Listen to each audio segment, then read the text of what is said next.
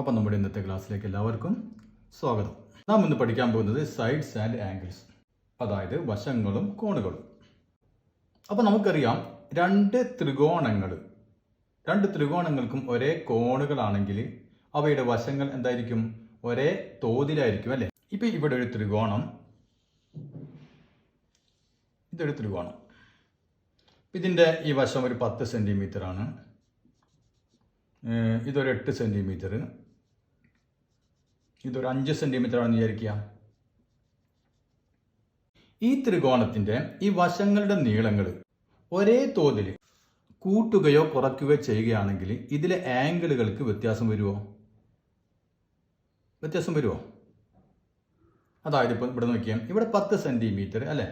ഈ 10 സെൻറ്റിമീറ്റർ ഞാനിപ്പോൾ ഇതിന് പകുതിയാക്കാമെന്ന് വിചാരിക്കുക. ഇതിൻ്റെ നീളങ്ങളൊക്കെ ഞാൻ ഹാഫ് ആക്കണം. മൂന്ന് വശങ്ങളുടെ നീളം ഹാഫ് ആക്കണം. അങ്ങനെയാണെങ്കിൽ 10-നുള്ളത് ഇവിടെ ഇപ്പോൾ ഒരു 5 സെൻറ്റിമീറ്റർ,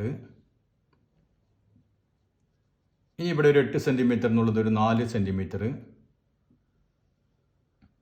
ഇനി ഇതൊരു 5 സെൻറ്റിമീറ്റർ എന്നുള്ളത് ഇതൊരു 2.5 സെൻറ്റിമീറ്റർ അല്ലേ? അപ്പോൾ ഇത് 4 സെൻറ്റിമീറ്റർ, ഇത് 2.5 സെൻറ്റിമീറ്റർ. അതായത് ഈ അളവുകളുടെ പകുതി ഞാൻ എടുത്തു, എന്നിട്ട് മറ്റൊരു ത്രികോണം വരച്ചു. ഇനി ഈ രണ്ട് ത്രികോണങ്ങളുടെയും കോണുകൾ ഈക്വൽ ആയിരിക്കുമോ? നമുക്കത് അറിയാൻ എന്താണ് എളുപ്പപ്പണി? ഒന്നുകിൽ ഒരു കാര്യം ചെയ്യാം, നമുക്ക് ഈ അളവുകൾ വെച്ചുള്ള ത്രികോണം ഇവിടെ തന്നെ വരച്ചു നോക്കാം. അതായത് ഇപ്പോൾ ഇവിടെ നമുക്ക് 5 സെൻറ്റിമീറ്റർ അല്ലേ? അപ്പോൾ ഇവിടെ നമുക്കൊരു 5 സെൻറ്റിമീറ്റർ ഇങ്ങോട്ട് എടുക്കാം, സെൻറ്റിമീറ്റർ. ഇനി ഇത് 8 സെൻറ്റിമീറ്റർ ആണ് അല്ലേ? അപ്പോൾ ഇവിടെ നമ്മൾ 8 സെൻറ്റിമീറ്റർ എടുത്തു. ഇവിടെ നമ്മൾ 4 സെൻറ്റിമീറ്റർ എടുക്കുന്നത് അല്ലേ? അപ്പോൾ ഇവിടെ 4 എടുത്തു. അതുപോലെ ഇത് 5 ആണ്, അപ്പോൾ നമ്മൾ 2.5 സെൻറ്റിമീറ്റർ. അപ്പോൾ നമ്മൾ എന്ത് ചെയ്യും? ഇവിടെ നിന്ന് 4 സെൻറ്റിമീറ്റർ ഇങ്ങനെ ഒരു ആർക്ക് വരയ്ക്കും അല്ലേ? അതേപോലെ ഇതിൻ്റെ പകുതി 2.5 സെൻറ്റിമീറ്റർ ആർക്ക് വരയ്ക്കും. ഇങ്ങനെ നമുക്കൊരു ത്രികോണം കിട്ടും. അപ്പോൾ ഇതാണ് ഈ ത്രികോണം. അപ്പോൾ ഇതിൽ നിന്ന് തന്നെ നമുക്ക് മനസ്സിലാകും ഈ രണ്ട് ത്രികോണങ്ങൾ, അതായത് ഈ വലിയ ത്രികോണത്തിൻ്റെയും ചെറിയ ത്രികോണത്തിൻ്റെയും ആംഗിൾ എന്തായിരിക്കും? തുല്യമാണ് അല്ലേ? അപ്പം നമുക്ക് അതിൽ നിന്നൊരു കാര്യം മനസ്സിലായല്ലോ. അതായത് രണ്ട് ത്രികോണങ്ങളുടെ വശങ്ങൾ, അവയുടെ നീളം ഒരേ തോതിൽ ഒരേ അനുപാതത്തിൽ നമ്മൾ മാറ്റുകയാണെങ്കിൽ ഈ രണ്ട് ത്രികോണങ്ങളുടെയും കോണുകൾ തുല്യമായിരിക്കും. കോണുകൾക്കൊരു വ്യത്യാസം വരില്ല. ഇപ്പോൾ ഞാൻ പകുതി എടുത്തതിന് പകരം ഇപ്പോൾ രണ്ട് ഇരട്ടി എടുത്തെന്ന് വിചാരിക്കുക. 10-ന് പകരം 20 സെൻറ്റിമീറ്റർ, 8-ന് പകരം 16, 5-ന് പകരം 10, അങ്ങനെ എടുത്ത് വരച്ചാലും ഇതേ കോണളവുകൾ തന്നെയായിരിക്കും ഇതിന് കിട്ടുക. അതായത് ആ രണ്ട് ത്രികോണങ്ങൾ എന്തായി മാറും? സിമിലർ ട്രയാങ്കിൾസ് തന്നെയാണ്. അപ്പം നമുക്ക് രണ്ട് ത്രികോണങ്ങൾ സിമിലർ ട്രയാങ്കിൾസ് ആണെന്ന് അറിയണമെങ്കിൽ ഒന്നുകിൽ നമുക്ക് കോണുകൾ തുല്യമാണെങ്കിൽ നാം പറയും സിമിലർ ട്രയാങ്കിൾസ് ആണ്. ഇനി നമുക്ക് കോണിന്റെ അളവുകൾ തന്നിട്ടില്ല, വെറും നമുക്ക് വശങ്ങളുടെ അളവുകൾ മാത്രമേ തന്നിട്ടുള്ളൂ. അങ്ങനെയാണെങ്കിൽ ഈ വശങ്ങളുടെ അളവുകൾ ഒരേ തോതിലാണെങ്കിൽ, അതായത് ഇപ്പം നമ്മൾ പറഞ്ഞ പോലെ തന്നെ ഇതിൻ്റെ ഇരട്ടിയാണ്, എല്ലാതും ഇരട്ടി, അല്ലെങ്കിൽ 1/4 ഭാഗം, അല്ലെങ്കിൽ 1/2 ഭാഗം, അങ്ങനെ ഒരേ തോതിലാണെങ്കിൽ ഈ രണ്ട് ട്രയാങ്കിളുകൾ എന്താണ്? സിമിലർ ട്രയാങ്കിൾസ് ആണ്. അപ്പോൾ രണ്ട് ട്രയാങ്കിളുകൾ തന്നു കഴിഞ്ഞാൽ അത് സിമിലർ ട്രയാങ്കിൾസ് ആണോ എന്നറിയാൻ രണ്ട് മാർഗങ്ങൾ നമ്മൾ പഠിച്ചു. അപ്പോൾ നമുക്ക് ഈ കോണുകൾ അളക്കാതെ തന്നെ നമുക്ക് എന്ത് ചെയ്യാം? ഒരു ത്രികോണത്തെ വലുതോ ചെറുതോ ആക്കാൻ നമുക്ക് എന്ത് ചെയ്താൽ മതി? ഇതിൻ്റെ വശങ്ങൾ എടുത്തിട്ട് വശങ്ങളെ ഒരേ തോതിൽ മാറ്റിയാൽ മതി. അല്ലാതെ നമ്മളവിടെ കോണുകൾ മെഷർ ചെയ്യേണ്ട ആവശ്യം വരുന്നില്ല. ഇനി നമുക്ക് ഇങ്ങനെ നമ്മൾ വലുതാക്കി അല്ലെങ്കിൽ ചെറുതാക്കി വിചാരിക്കാം. അങ്ങനെയാണെങ്കിൽ അവയുടെ പെരിമീറ്റർ, ഉദാഹരണത്തിന് പെരിമീറ്റർ എടുക്കാമെന്ന് വിചാരിക്കാം. ഈ രണ്ട് ത്രികോണങ്ങളുടെ പെരിമീറ്റർ, അവയിൽ എന്താണ് വ്യത്യാസം ഉണ്ടാകുക? ആദ്യത്തെ ത്രികോണത്തിന്റെ പെരിമീറ്റർ എത്ര വരും? 3 വശങ്ങൾ കൂടി കൂട്ടുന്നു അല്ലെ, ചുറ്റളവ്. അതായത് ഇപ്പൊ ഇവിടെ പെരിമീറ്റർ 10 + 8 + 5 അല്ലേ? അപ്പൊ 10 തൊട്ട് 18 5 23. അപ്പൊ 23 സെന്റിമീറ്റർ ആണ് ഇതിന്റെ പെരിമീറ്റർ. ഇനി ഇതിന്റെ പെരിമീറ്ററോ P2 എന്ന് വേണമെങ്കിൽ എഴുതാം. രണ്ടാമത്തെ പെരിമീറ്റർ എന്ത് വരും? 5 + 4 + 2.5, അതായത് 11.5. അപ്പം അങ്ങോട്ട് നോക്കിയേ, ആദ്യത്തെ പെരിമീറ്റർ 23, രണ്ടാമത്തെ പെരിമീറ്റർ 11.5. അതായത് ഈ പെരിമീറ്ററിന്റെ പകുതിയാണ് ഈ പെരിമീറ്റർ അല്ലേ? അപ്പൊ ഇവിടെ വശങ്ങളുടെ നീളങ്ങൾ പകുതി ആയപ്പോൾ പെരിമീറ്റർ എന്തായി? അതേ തോതിൽ തന്നെയാണ് പെരിമീറ്റർ കുറഞ്ഞത്. ഇപ്പൊ നമ്മൾ 2 ഇരട്ടി എടുത്ത് വരച്ചു കഴിഞ്ഞാൽ പെരിമീറ്റർ എന്താവും? ഇതിന്റെ 2 ഇരട്ടിയാവും. പകുതിയാണെങ്കിൽ പകുതിയാവും. അപ്പം മനസ്സിലായല്ലോ. ഇനി നമുക്ക് ഇതിൻ്റെ ഏരിയ എങ്ങനെയാണ് മാറുക? അപ്പോൾ നമുക്ക് രണ്ട് ത്രികോണങ്ങൾ, ഇപ്പോൾ ഈ ത്രികോണത്തിന് ഒന്നുകൂടി വരയ്ക്കാം, അല്ലെങ്കിൽ നമ്മൾ അതിൽ കുറേ എഴുതിയിട്ടുള്ള കൺഫ്യൂഷൻ വേണ്ട. ഇതൊരു ത്രികോണം, ഇത് നമ്മുടെ രണ്ടാമത്തെ ത്രികോണം. അപ്പോൾ ഈ ത്രികോണത്തിൻ്റെ വശങ്ങൾ നമുക്ക് ഈ നീളം എ, ഈ നീളം ബി, ഈ നീളം സി. ഇനി ഇതിൻ്റെ അളവുകൾ ഒരേ തോത്, ഇപ്പോൾ നമ്മൾ പകുതിയാക്കി എന്ന് വിചാരിക്കാം അല്ലേ, അല്ലെങ്കിൽ നമ്മൾ ഇരട്ടിയാക്കി. അതായത് ഇപ്പോൾ ഇരട്ടിയാക്കുക എന്ന് പറഞ്ഞാൽ എന്താണ്? എനെ 2 കൊണ്ട് ഗുണിച്ചു അല്ലേ, അപ്പോൾ 2A ആവും. ഇവിടെ എന്ത് വരും? 2B ആവും. ഇവിടെ എന്ത് വരും? 2C ആവും അല്ലേ. ഇനി നമ്മൾ ഇത് പകുതിയാക്കുകയാണെങ്കിലോ എന്ത് വരും? അര എ എന്ന് പറയും നമ്മൾ അല്ലേ. ഇത് അര എ ആയി മാറും. ഇവിടെ ഹാഫ് ബി ആയി മാറും, അല്ലെങ്കിൽ ഇവിടെ ഹാഫ് സി ആയി മാറും അല്ലേ. അപ്പോൾ നമുക്ക് ഈ മാറുന്ന തോത് അല്ലേ, അത് നമുക്ക് 2 അല്ലെങ്കിൽ ഹാഫ് 4 എത്ര വേണമെങ്കിലും ആയിക്കോട്ടെ. അപ്പോൾ അതിന് നമുക്ക് എന്ത് കൊടുക്കാം? 6 എന്ന് കൊടുക്കാം. അപ്പോൾ എ. ഇനി ബി ആണെങ്കിലോ ബി 6 അല്ലേ, ബീനെ നമ്മൾ 6 കൊണ്ട് ഗുണിക്കുന്നു. സി ആണെങ്കിൽ സിനെ നമ്മൾ 6 കൊണ്ട് ഗുണിക്കുന്നു. 6 എന്താണെന്ന് മനസ്സിലായില്ലേ? അപ്പോൾ ഈ തോതിനാണ് നമ്മൾ 6 എന്ന് പറയുന്നത്. ഇനി നമുക്ക് ആദ്യത്തെ ട്രയാങ്കിളുടെ ഏരിയ അല്ലേ, ഏരിയ എന്താണ്? Half B H. അപ്പോൾ ഇതാണ് ഇതിൻ്റെ എച്ച്. അപ്പോൾ ഇത് 90 ഡിഗ്രി നമ്മൾ പഠിച്ചതാണ് അല്ലേ. ഇപ്പോൾ ഇത് ഈ ആംഗിൾ നമുക്കിപ്പോൾ എക്സ് ആണെങ്കിൽ ഈ ആംഗിൾ എത്രയായിരിക്കും? 90 മൈനസ് എക്സ്. അപ്പോൾ ഇവിടെയും അതേ ആംഗിളുകൾ തന്നെ ആയിരിക്കും അല്ലേ. ഇവിടെയും എക്സ് തന്നെ ആയിരിക്കും. ഇവിടെ എന്ത് വരും? 90 മൈനസ് എക്സ് വരും. ഇതാണ് ഇതിൻ്റെ H.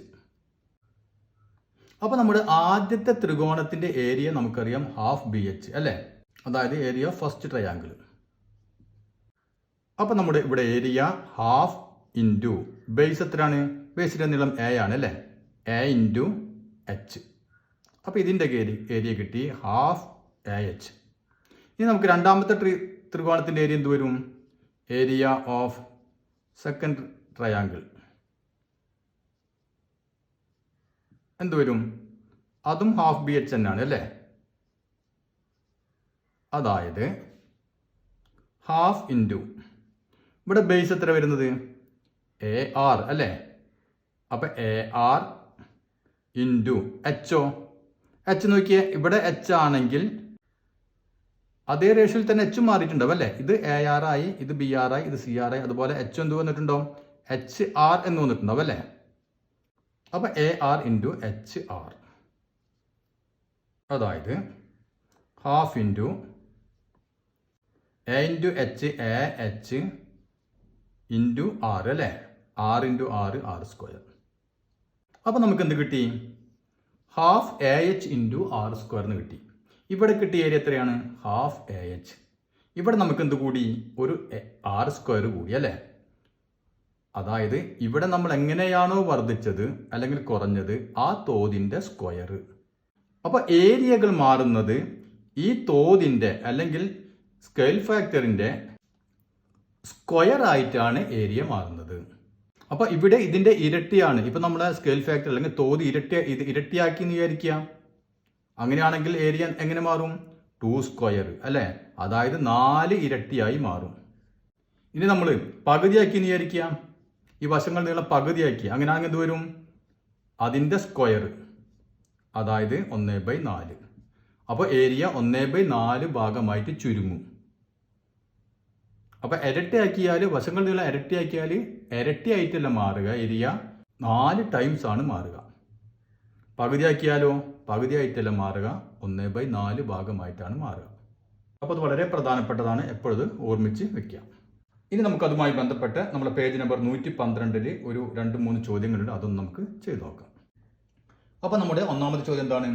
Draw the triangle with angle the same as those of the triangle shown below and sides scaled by 1/4.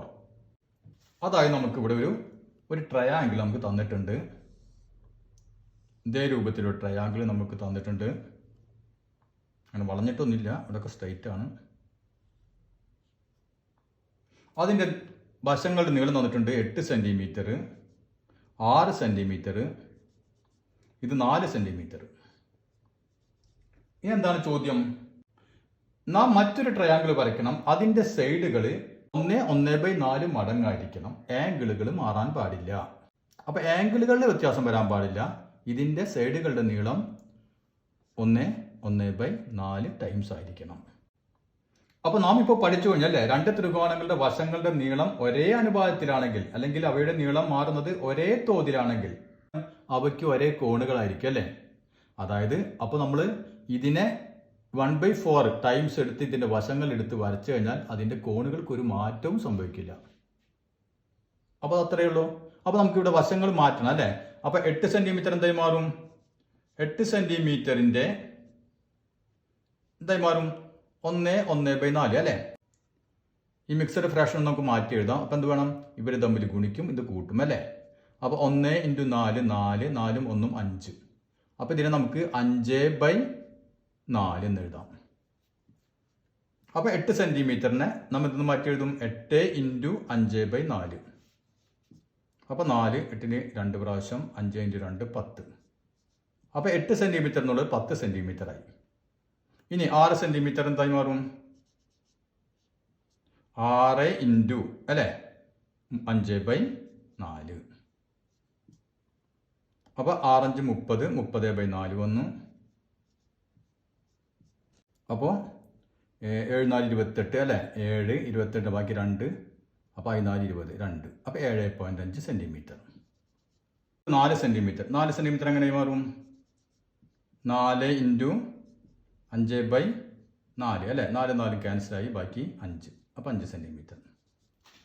ഇനി നമുക്ക് ഈ അളവുകൾ വെച്ച് കഴിഞ്ഞിട്ട് ഈ ത്രികോണം വരയ്ക്കാം. ആദ്യം 10 സെന്റിമീറ്റർ എടുക്കുക. ആ 10 സെന്റിമീറ്റർ കറക്റ്റായിട്ട് മെഷർ ചെയ്തിട്ട് 10 സെന്റിമീറ്ററിൽ ഒരു ലൈൻ വരയ്ക്കുക. അതിനുശേഷം ഇതെത്രയാണ്? 4 സെന്റിമീറ്റർ അല്ലേ. അപ്പോൾ 4 സെന്റിമീറ്റർ എത്രയും മാറും? 5 സെന്റിമീറ്ററായി മാറും. അപ്പോൾ ഇവിടെ നമ്മൾ കോമ്പസിൽ 5 സെന്റിമീറ്റർ എടുക്കുക. ഇവിടെ നിന്ന് കോമ്പസ് കൊണ്ട് 5 സെന്റിമീറ്റർ എടുത്ത് ഇങ്ങനെ ആർക്ക് വരയ്ക്കാം. അതിനുശേഷം ഇവിടെ 6 സെന്റിമീറ്റർ, 6 എത്രയും മാറും? 7.5. അപ്പോൾ ഇവിടെ നിന്ന് 7.5 സെന്റിമീറ്റർ കോമ്പസിൽ എടുക്കുക. എന്നിട്ട് 7.5 സെന്റിമീറ്റർ ഇങ്ങനെ ആർക്ക് വരയ്ക്കാം. എന്നിട്ട് ഇവിടെ തമ്മിൽ ഇങ്ങോട്ട് കൂട്ടി യോജിപ്പിച്ച് കൊടുക്കാം. അപ്പോൾ ഇത് 10, ഇത് 7.5, ഇത് എത്രയായിരിക്കും? 5 സെന്റിമീറ്റർ. ഇനി ഇവിടെ ആംഗിളുകൾക്ക് വ്യത്യാസം ഉണ്ടാവുമോ? വ്യത്യാസം ഉണ്ടാവില്ല അല്ലേ. ഒരേ തോതിലാണ് നാം മാറ്റിയത്. അപ്പോൾ മനസ്സിലായല്ലോ. ഇനി നമുക്ക് രണ്ടാമത്തെ ചോദ്യം നോക്കാം. അപ്പോൾ നമ്മുടെ രണ്ടാമത്തെ ചോദ്യം ഇതേപോലെ നമുക്ക് എന്താണ്, അതിൽ ഒരു ചതുർഭുജം, അതായത് ഒരു ക്വാഡ്രിലേറ്റർ തന്നിട്ടുണ്ട്. എന്നിട്ട് അവയുടെ വശങ്ങളുടെ നീളങ്ങളുടെ 1.5 മടങ്ങ്, ഈ 1.5 മടങ്ങ് എടുത്തിട്ട് മറ്റൊരു ക്വാഡ്രിലേറ്റർ വരയ്ക്കണം. അപ്പോൾ നമുക്ക് നമ്മുടെ ചോദ്യത്തിൽ ഇതേ രൂപത്തിലുള്ള ഒരു ക്വാഡ്രിലേറ്റർ തന്നിട്ടുണ്ട്. ഏറെക്കുറെ ഇതേ രൂപത്തിലുള്ള ഒരു ക്വാഡ്രിലേറ്ററാണ് തന്നിട്ടുള്ളത്. ഇതിൻ്റെ അളവുകൾ തന്നിട്ടുണ്ട്. ഇത് 6 സെന്റിമീറ്റർ, ഇത് 3 സെന്റിമീറ്റർ, ഇവിടെ 4 സെന്റിമീറ്റർ, ഇവിടെ 2 സെന്റിമീറ്റർ. നമുക്കിവിടെ ഈ മെഷർമെന്റ് തന്നിട്ടുണ്ട് 5 സെന്റിമീറ്റർ. അപ്പൊ ഈ അളവുകളുടെ 1.5 മടങ്ങാണ് അല്ലേ. 1.5 മടങ്ങ്. അപ്പൊ 1.5 നമുക്ക് അങ്ങനെ മാറ്റാം. ഇവർ തമ്മിൽ ഗുണിക്കുക, ഇത് കൂട്ടുക അല്ലേ. 1 × 2 2 1 3. അപ്പൊ 3/2. അപ്പൊ നമുക്ക് ആദ്യം ഓരോ അളവുകളൊന്ന് മാറ്റാം. അപ്പൊ 6 എന്തായി മാറും? 6 സെന്റിമീറ്റർ എന്തായി മാറും? 6 × 3/2 അല്ലേ. അപ്പോൾ ഇത് ക്യാൻസലായി. 3 × 3 9. അപ്പോൾ ഇത് 9 സെന്റിമീറ്റർ ആയി. ഇനി 3 സെന്റിമീറ്റർ എന്തായി മാറും?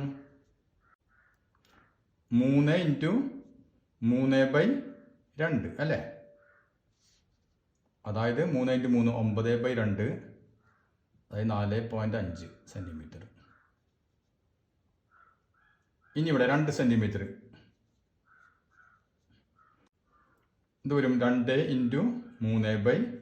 3/2 അല്ലേ. 2 2 ക്യാൻസലായി, ബാക്കി എത്ര വരും? 3 സെന്റിമീറ്റർ. ഇനി 4 സെന്റിമീറ്റർ അല്ലേ. അപ്പോൾ 4 സെന്റിമീറ്റർ എങ്ങനെ മാറും? 4 × 3/2 അല്ലേ. 2 4 2 പ്രാവശ്യം 6 സെന്റിമീറ്റർ. ഇനി നമുക്ക് ഈ 5 ഉണ്ട് അല്ലേ. 5 സെന്റിമീറ്റർ എന്തായി മാറും?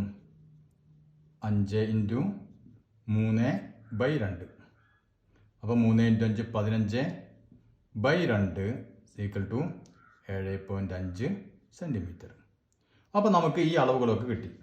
ഇനി എന്ത് വേണം? ഈ അളവുകൾ വെച്ചിട്ടൊരു ചതുർഭുജം വരയ്ക്കുക. അപ്പോൾ നമ്മൾ ആദ്യം 6 അല്ലേ, 6ന് പകരം എത്രയാണ്? 9. അപ്പോൾ 9 സെൻറ്റിമീറ്ററിൽ ഇത് വരച്ചു, ഇത് 9 സെൻറ്റിമീറ്റർ വരച്ചു.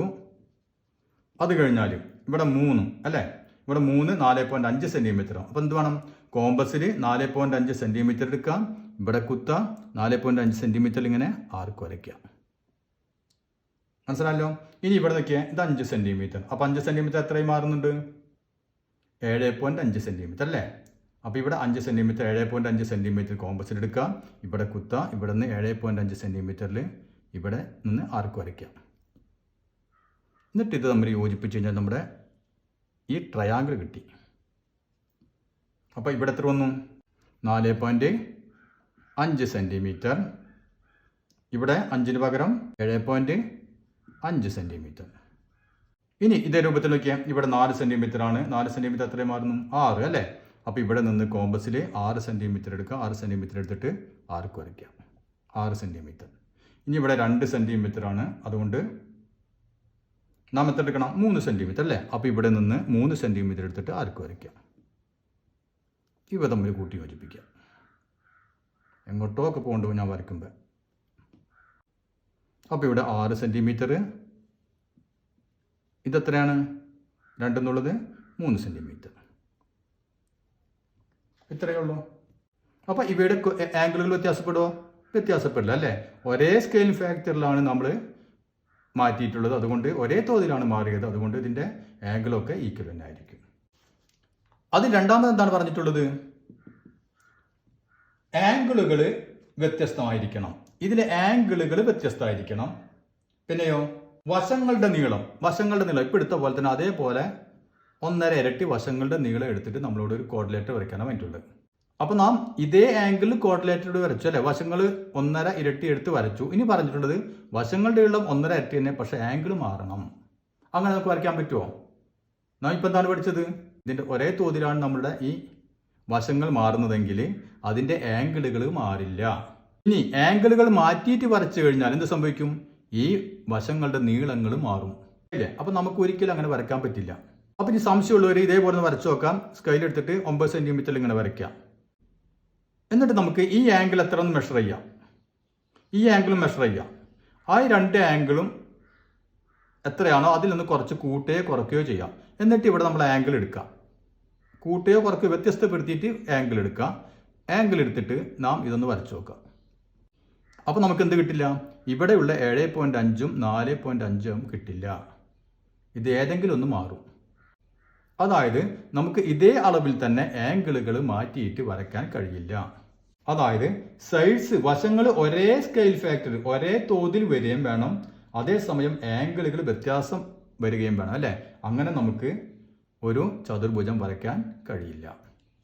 ഇനി നമ്മുടെ മൂന്നാമത്തെ ചോദ്യം. Area of A triangle is 6 square centimetre. What is the area of the triangle with length of side 4 times those of it. അതായത് ഒരു ത്രികോണത്തിന്റെ ഏരിയ 6 അല്ലേ. അപ്പോൾ ഏരിയ തന്നിട്ടുണ്ട് ഇവിടെ 6 സെൻറ്റിമീറ്റർ സ്ക്വയർ. ഇനി ഈ ത്രികോണത്തിന്റെ വശങ്ങൾ 4 ഇരട്ടി വശങ്ങളായിട്ടുള്ള ഒരു ത്രികോണം. ആ ത്രികോണത്തിന്റെ ഏരിയ എത്രയായിരിക്കും? മനസ്സിലായല്ലോ. ഇപ്പോൾ ഇതൊരു ത്രികോണം, ഈ ത്രികോണത്തിന്റെ ഏരിയയാണ് ഇപ്പോൾ ഈ 6. ഇനി ഇതിന്റെ വശങ്ങൾ 4 ഇരട്ടിയാക്കി. മനസ്സിലായല്ലോ. അപ്പോൾ 4 ഇരട്ടിയുള്ള ഒരു ത്രികോണം, ഈ ത്രികോണത്തിന്റെ ഏരിയ എത്രയായിരിക്കും? അപ്പോൾ നാം പഠിച്ചു അല്ലേ, ഏരിയ മാറുന്നത് എങ്ങനെയാണ്? തോതിന്റെ സ്ക്വയർ ആയിട്ടാണ് മാറുക അല്ലേ. അപ്പോൾ നമുക്ക് എഴുതാം area of the triangle with